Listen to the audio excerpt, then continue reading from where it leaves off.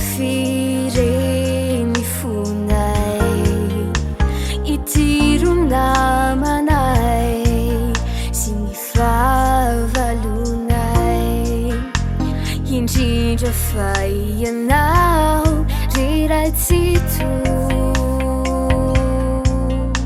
mba amindrao fo tamitsynety nataoko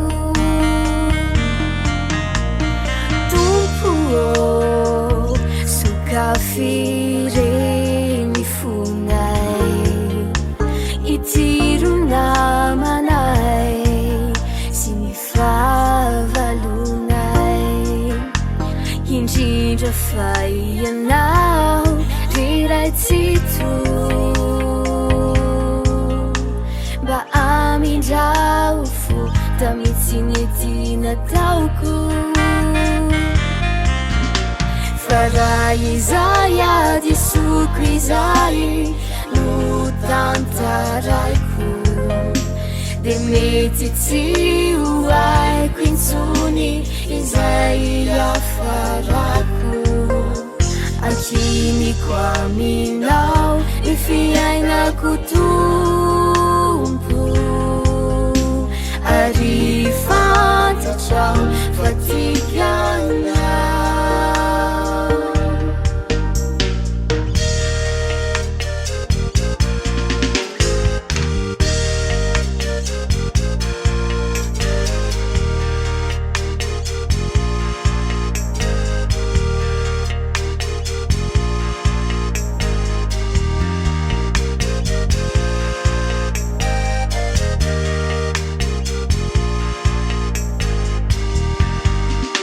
Ny fiainanay ity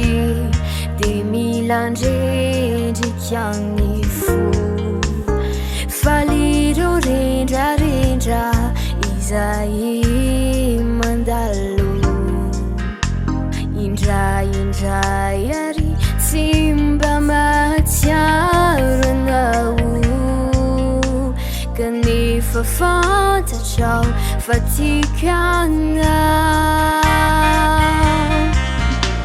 Raha izay ady soko izay no tantaraiko de mety tsy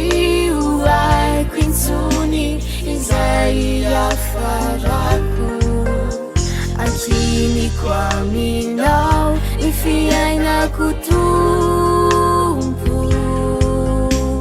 ary fantatrao fa tiana Raha izay ady soko izay no tantaraiko de mety tsy ho haiko intsony izay afarako ankiniko aminao ny fiainako tompo ary fantatrao fa